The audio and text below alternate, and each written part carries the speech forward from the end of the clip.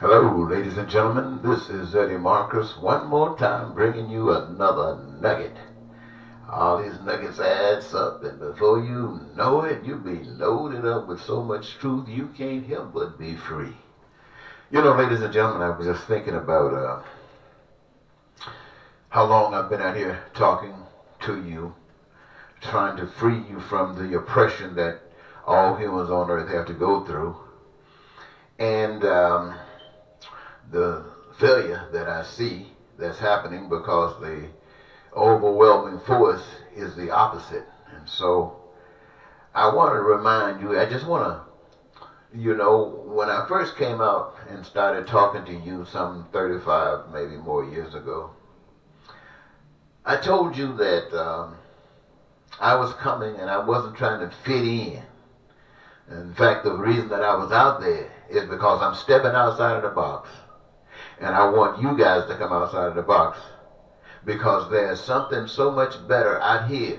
You know, that stuff that's in the box is old. And it's time for us to leave that stuff alone and take it to another level. And so I guess people have been trained to stay inside the box and they're scared to get out of that box. Like people who live in that city, never left the city, never left the state, don't know anything outside of the state but what they heard. And you know, people who travel the world, can you see the difference in what their attitudes are and what their knowledge is, and how different they are because of such?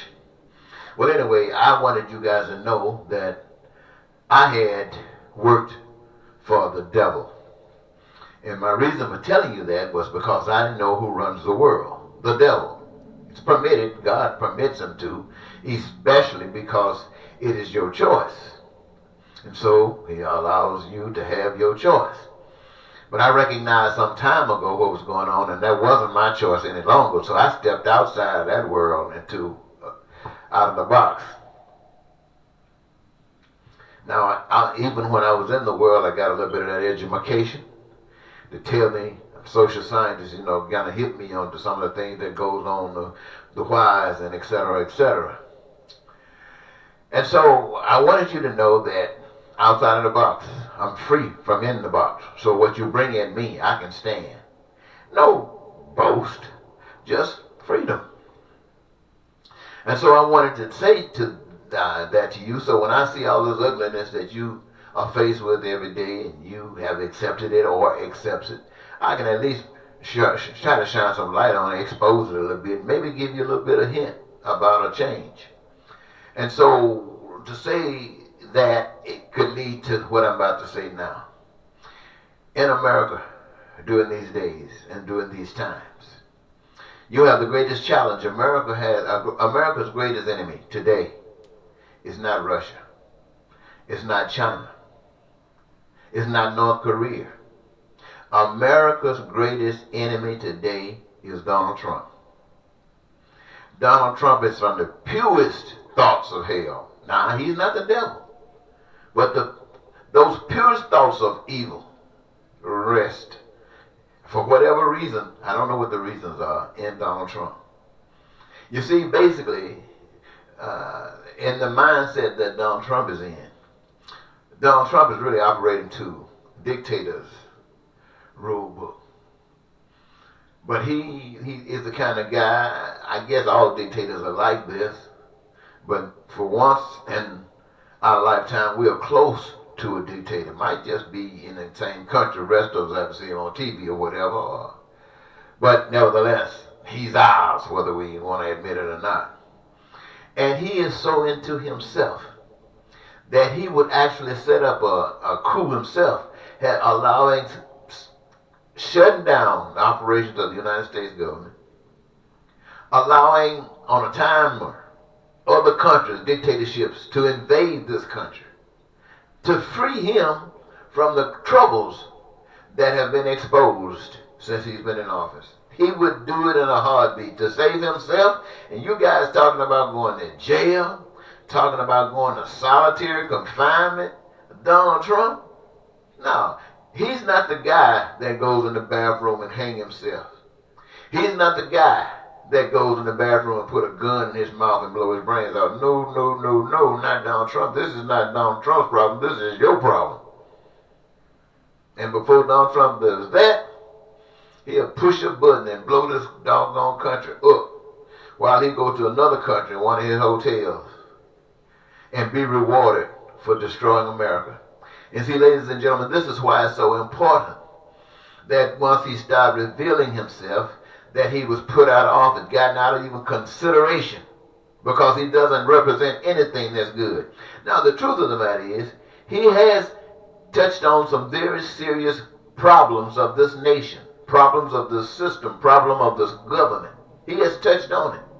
Here is where the bigger problem came from. It was not for your benefit that he dealt or is dealing with it. It's not for your benefit at all. He keeps saying that just to make you think that, because he don't give a darn what you think.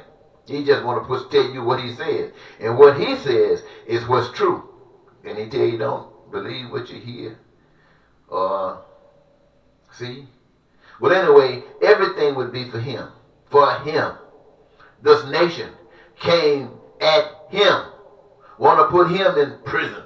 Want to put him in solitary confinement. How dare you, America?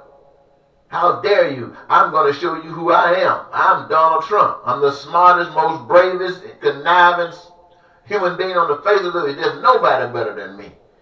And he pushed that button to destroy 300 million of you. He don't care. But see, that's what you brought here. You brought this here because that's who you are. You know, individually, you're not that bad like that. But you got some badness that's in there, that's added to the whole pit of all of you guys' badness. And in all you guys' badness, it has created this, what we have here today. Now, God understands that you didn't bring this here. This was given to you. When you came here, this was here. It was perhaps maybe not business bad, but it was headed down the rabbit hole.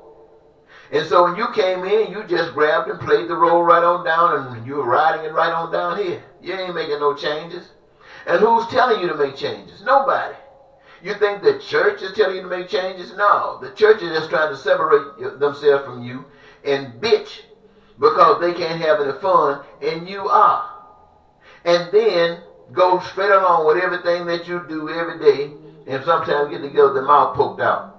But what they're doing about eradicating the problems, creating something new, nothing. When they have a meeting, you think most organizations, when they have a meeting, they come together under some agenda, making some plans about some activities that they want to engage themselves in for a certain outcome. But not the church. The church get together for a meeting for you to sit out there like you do every Sunday, and somebody bring a message to you, and they raise some money. And then you go home. And go back giving your everyday allegiance to the world that defies God. Now, so God knows that, but however, he has made and found it necessary and given me what I need, qualified me to stand here before you and tell you this. So when you let these days pass, Donald Trump keep on doing the same thing he's doing, and you sit up here, your activities seem to the public like it's really nothing because it's just repetitive and it's really not achieving anything. And though they are mad with Trump, you are not defending them against Trump. You seem to be helpless. Then you talk about the law supporting you, but then you're not even using the law. You're trying to be political. And Trump, and every day, that stuff that he's doing settles in people's minds. It settles. It's just like learning to speak English. You talk, you repeat it every day, all the time. You saying this is John Trump is doing every day, all the time, all the line, all the time. After a while, that stuff get to the point where it don't mean nothing. So you can criticize it, but it doesn't don't mean anything with the support that you need to be able to go forward. So when I come to you and tell you that I work for the devil, basically I was saying to you that as a young man, a young person, I would do anything. That doesn't mean I've done everything, but if given the opportunity or the occasion or a reason, I would have. I had never killed anybody. But I guarantee you, with the right situation arisen, I was trying my best to kill somebody or get somebody to kill me. It just so happened here again, something kept me around. So here I am still. But I'm here to tell you, ladies and gentlemen, that every last one of you, your problems, poverty, crime, violence, lying, cheating, stealing, terror, war, power. Some got, some don't. All of that is a result of people giving their allegiance, giving their power, their authority to an anti-heaven on earth, an anti-God position. See, this is what you must know, ladies and gentlemen, and you can laugh at this or take it, with a lot of substance. You were made in a perfect kind of way. You were put on a perfectly designed earth. And you were put here with a perfectly designed plan to experience the greatest life that human beings could ever experience in this human form. You were created, put here for that purpose. Now, you were going to be busy doing what you were put here to do, but that was all a part of your joy. That's how you were put here. That was how it was supposed to happen. And there is only one way that you can do that. There ain't no black way, no white way, no man way, no woman way, no straight way, no gay way, no old way, no young way. It is not but one way, and that's the Creator's way. It was designed like that, just like the hair on your head was designed to do just what it does. Just like that sky was designed to do what it's doing. It was designed to do that. And that's when it comes down to you. It's the same identical thing. You being designed, and you engage yourself in that, and then that's going to be your greatest joy. Now, that's that one way, and it's predicated on something that you might have heard of. You might not know anything about it. I'm sure you've heard at least the expression. They call it love. That's what it's founded on. Now, you never heard that before. In there you got peace, you got prosperity, you got freedom, you got joy, and you got the fulfillment of your dreams. And everything else is just cream on the top. Following that one way. And all of you guys, church people and regular people and everybody, giving allegiance to the darkness of poverty, lying and cheating and stealing and all that stuff. That's where you're at. And just because you say you saved and filled with the Holy Ghost, it doesn't mean anything. When you sit up and say you are, it definitely doesn't mean anything. When you start saying how much God loves you, that means something. But what value is it? What does it get God for loving you like this? What does it get God who made you to live as though you're in heaven? That means out here you got something to do. When you see that stuff over there, that ugliness, that lying, and those reasons of poverty, that is your duty to clean that stuff up, to expose it, and then offer the alternative that gives every last one of them their joy. That's your position. That's what you're here to do. Being saved and filled with the Holy Ghost and sitting up watching the world with your mouth poked out doesn't mean anything, but the devil laughs because you ain't no good to nobody. But God still loves you. And you still got choice. And in spite of all that's going on, I'm still standing here telling you that the choice is yours. The hell that you're living in or the heaven that you were designed to create. Yes, my friend, the choice is yours. Republicans or Democrats can't give it to you. And if you go to the polls in November of next year and vote, you would do yourself good to write in, I won't be on the ballot, Eddie Marcus as the next president of the United States. It is your statement to all to know that you are taking back your authority and you are going to represent yourself. Because that's what this government, that is what this new system is about. It's about lifting up that which, excuse me. Ladies and gentlemen, I'm going to call this a quits. And I'm going to talk to you later. Okay? Goodbye.